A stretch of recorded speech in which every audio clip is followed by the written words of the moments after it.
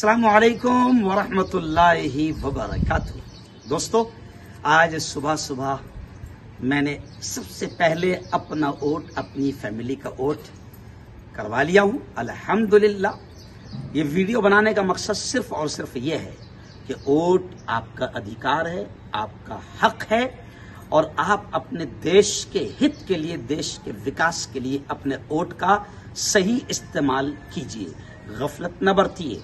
ये सुबह सुबह मैं वीडियो इसलिए वायरल कर रहा हूं बनाकर, ताकि जो लोग अभी तक अपने घरों से नहीं निकले होंगे, वोट के लिए नहीं गए होंगे, मैं आप तमाम से अपील करता हूं कि जल्द अज जल्द जाएं, अपना वोट, अपना अधिकार, अपना हक इस्तेमाल करें और अपने देश के विकास के लिए अपने वोट का सही इस्तेमाल करें। मेरी आप तमाम से अपील है कि आपका ये एक वोट देश की किस्मत बदलेगा, आपका ये वोट देश की तकदीर बदलेगा।